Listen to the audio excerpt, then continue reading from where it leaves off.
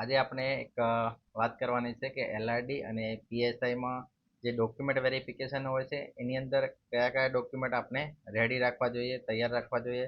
અ, જેનું મેરિટમાં ફાઇનલ નામ આવી જશે એને ડોક્યુમેન્ટ વેરિફિકેશન માટે બોલાવશે. બે ગણા ઉમેદવારોને ડોક્યુમેન્ટ વેરિફિકેશન માટે બોલાવશે, બરાબર. તો ડોક્યુમેન્ટ વેરિફિકેશન માટે આપણે કયા કયા ડોક્યુમેન્ટ રેડી રાખવા જોઈએ, જેમને સારા માર્ક્સ થતા હોય એમને ખાસ કરીને ધ્યાન રાખવું જોઈએ. તો જોઈએ આપણે સૌથી પહેલા તો કોલ લેટર, જે તમારું પરીક્ષાનું કોલ લેટર હોય છે પીએસઆઈ અથવા એલઆરડીનું, જે કોલ લેટર જે ગ્રાઉન્ડનું પણ જોઈશે અને લેખિતનું કોલ લેટર પણ તમારે જોઈશે. ગ્રાઉન્ડમાં જે તમે કોલ લેટર ગ્રાઉન્ડ પાસ કર્યો હશે એની અંદર બે સિક્કા મારેલા હશે, પીએસટી અને પીઈટી અને જે પાસના સિક્કા છે એનું કોલ લેટર એ જોઈશે અને લેખિતનું, બરાબર. તો એ કોલ લેટર જોઈશે. એના પછી જોઈશે ધોરણ 10ની માર્કશીટ, બરાબર. ધોરણ 10ની માર્કશીટ પણ જોઈશે તમારે. પછી ધોરણ 12ની માર્કશીટ જોઈશે. ખાસ કરીને ધોરણ 12ની માર્કશીટ બહુ ઇમ્પોર્ટન્ટ છે, એટલે ધોરણ 12ની માર્કશીટ ખાસ જોઈશે, બરાબર. એના પછી જોઈશે એલસી, એટલે ધોરણ 12 પાસ, તમે 12 પાસ કર્યું હશે એના પછી તમને જે એલસી આપવામાં આવે છે એ એલસી ખાસ જોઈશે, કારણ કે એની અંદર વધારે વેરિફિકેશન થશે તમારું નામનું, જન્મ તારીખ, બરાબર.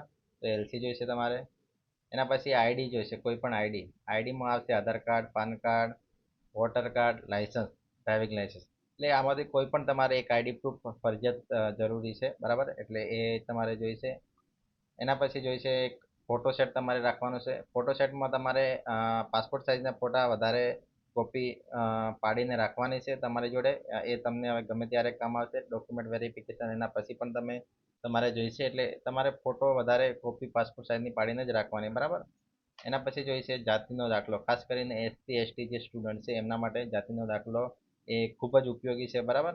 જાતિના દાખલા વગર બિલકુલ આગળ પ્રોસેસ થઈ શકશે નહીં, એટલે જાતિનો દાખલો ખાસ કરીને જોઈશે, બરાબર.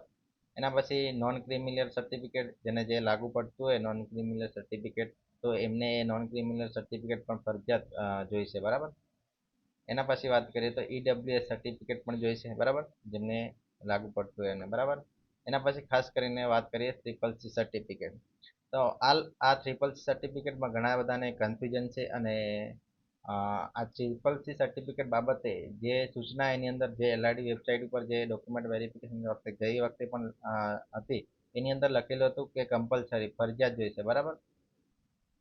ફરજિયાત જોઈશે, ટ્રિપલ સી સર્ટિફિકેટ ફરજિયાત જોઈશે એવું લખેલું છે અંદર, બરાબર. પરંતુ ઘણી ઘણી વખત ગઈ વખતે પણ આ જે ટ્રિપલ સી સર્ટિફિકેટ ઘણા લોકોએ રજૂ કર્યું નહોતું, અથવા ટ્રિપલ સી સર્ટિફિકેટ નહોતું, તો એમનું ચલાવી લીધું હતું, બરાબર. ચલાવી તો લીધું હતું, પણ એની અંદર એવું લખેલું છે ફરજિયાત. તો આપણે બને ત્યાં સુધી આપણે આ જે ટ્રિપલ સીનું સર્ટિફિકેટ છે એ સરકાર માન્ય કોઈ પણ સંસ્થામાંથી કઢાવી લેવું જોઈએ. એની અંદર વધારે ખર્ચો થતો નથી, 2-3 હજાર કે 5 હજાર સુધી ખર્ચો થશે. તો એ બને ત્યાં સુધી આપણે રિસ્ક લીધા વગર આપણે એ ટ્રિપલ સીનું સર્ટિફિકેટ કઢાવી લેવું જોઈએ, બરાબર.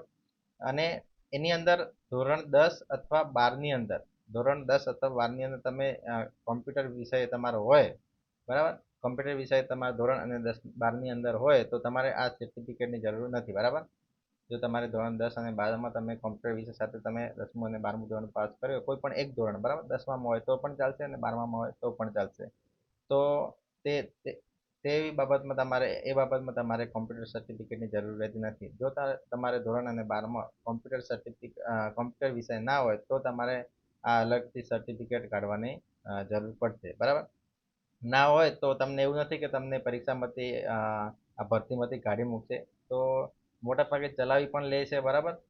એના નોકરી તમે લાગી જાવ છો એના પછી 5 વર્ષની અંદર તમારે કોમ્પ્યુટર સર્ટિફિકેટ ટ્રિપલ સીની પરીક્ષા આપી તમારું સર્ટિફિકેટ તમારે કઢાવી લેવાનું હોય છે, બરાબર.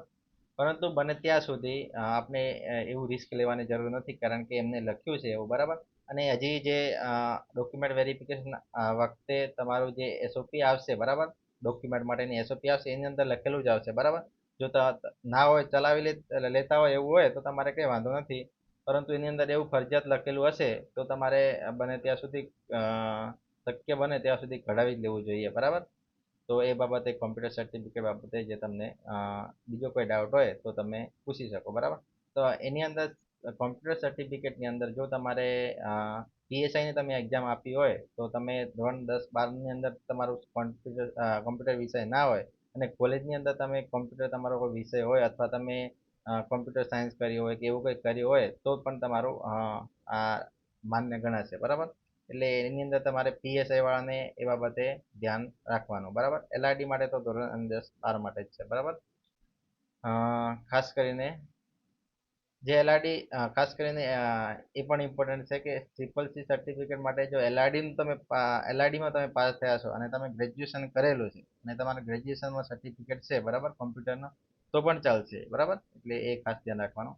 તો આ ડોક્યુમેન્ટ હતા કે સૌથી પહેલા કોલ લેટર જોઈશે, ગ્રાઉન્ડ અને લેખિતનું બંનેનું. બરાબર, અને પછી 10માનું માર્કશીટ જોઈશે, 12માની માર્કશીટ જોઈશે, એલસી જોઈશે, આઈડી પ્રૂફ જોઈશે, ફોટો જોઈશે, જાતિનો દાખલો જોઈશે, નોન ક્રિમિનલ સર્ટિફિકેટ જોઈશે, આઈડબ્લ્યુએસ સર્ટિફિકેટ જોઈશે અને ટ્રિપલ સર્ટિફિકેટ.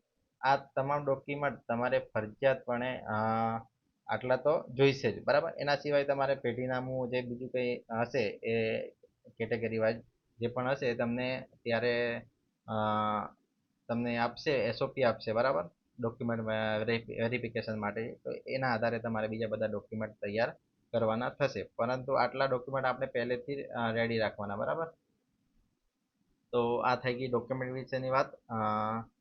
તમને યોગ્ય વિડીયો લાગ્યો હોય, ગમ્યો હોય તો લાઈક અને સબસ્ક્રાઈબ કરી શકો ચેનલને આપણી. કેમ કે આવી પોલીસ ભરતીને રિલેટેડ માહિતી તમામ આપણે આ ચેનલ ઉપર મૂકતા રહીશું. તો થેન્ક યુ.